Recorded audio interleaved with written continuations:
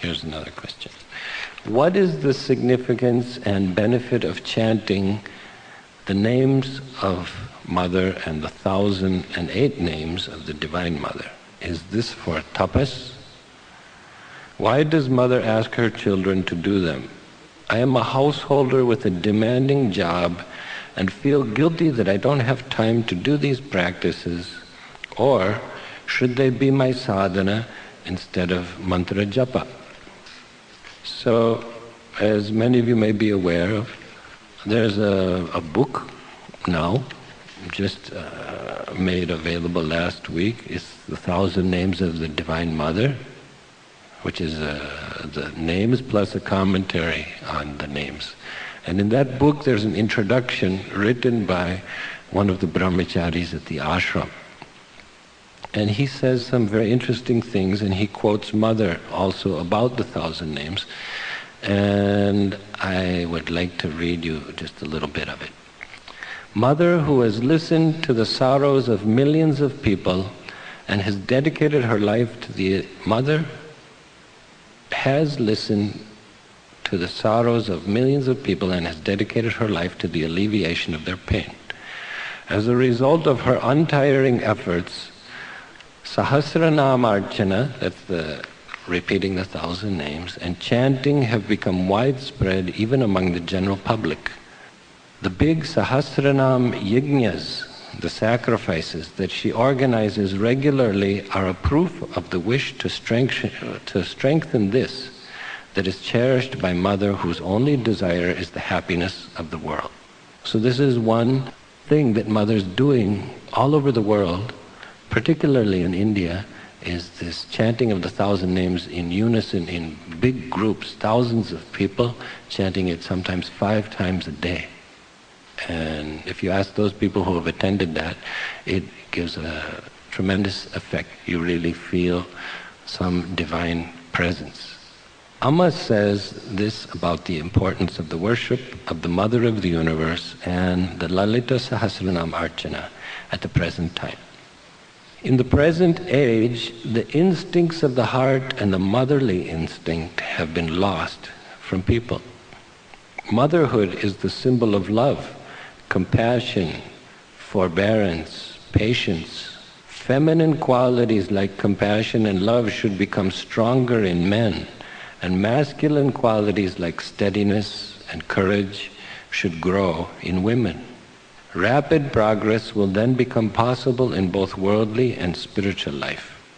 The worship of the Divine Mother is ideal for enhancing these good qualities.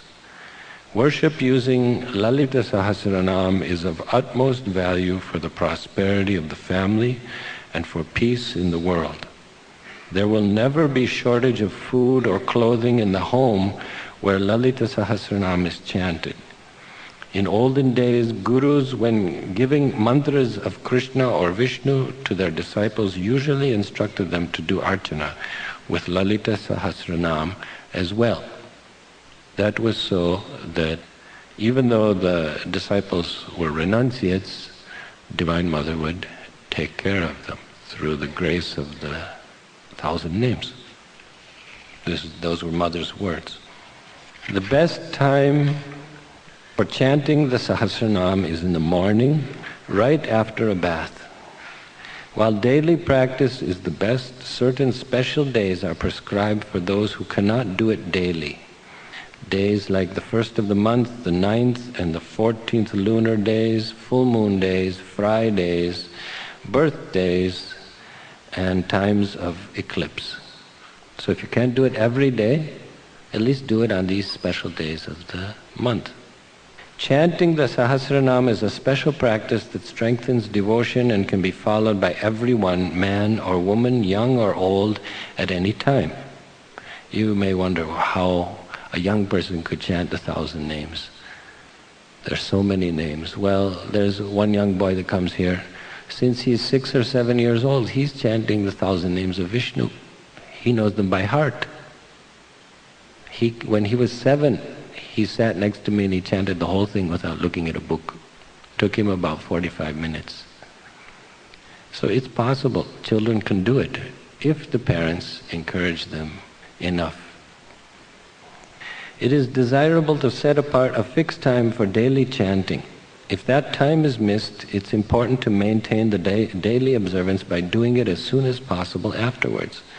Although it is important to strive for clarity and pronunciation while chanting, it is not necessary to give up the archana if one finds it hard to pronounce the names. God is one who understands our heart. Mother reminds us that the Father knows that the baby is calling him and feels love for it, whether it says cha or acha. Acha means father in Malayalam. In the same way, devotion and concentration are more important than rituals or lamps or incense. There is no need to interrupt the daily practice because of difficulty in obtaining materials of worship such as flowers or food.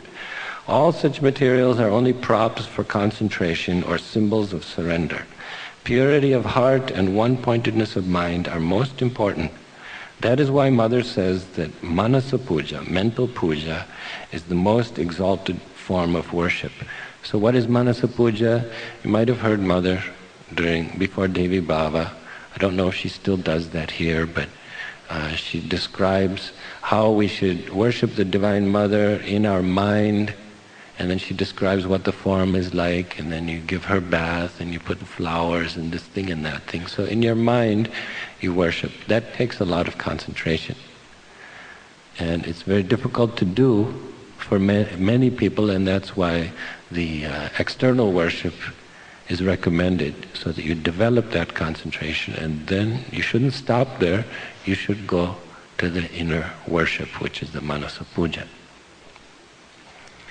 Even though many different benefits are indicated to accrue from the Sahasranam, it is best to do the worship just for obtaining the love of God, for jnana, wisdom, and vairagya, dispassion.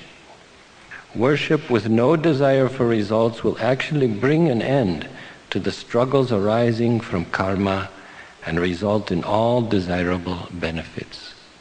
So many people do archana, sahasranam, or puja to satisfy their desires, that God should bless them with the satisfaction of their desires, which is okay. It'll happen. But what Mother recommends is forget about that.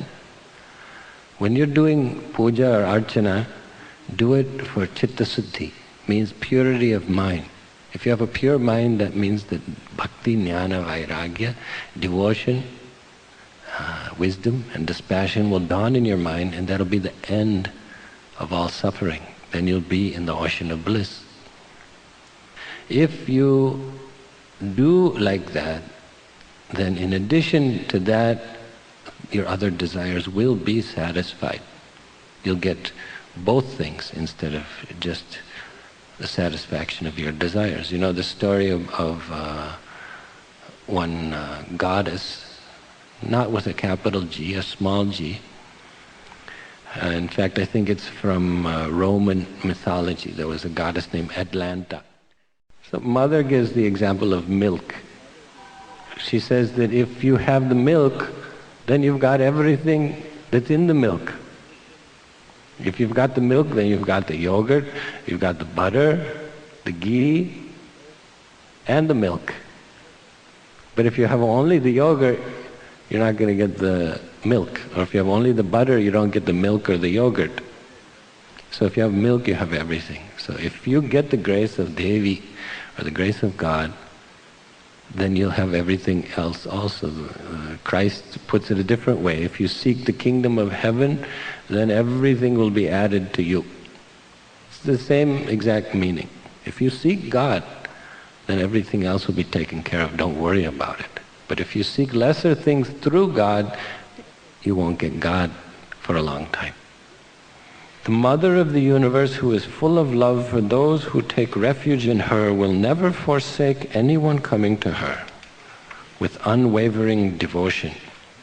What higher good fortune is there than being able to be the object of the kindness of the Mother, whose heart is always melting with compassion, and to enjoy the nectar of her motherly love as an innocent child in her lap? So this is the part of the introduction to the Sahasranam book.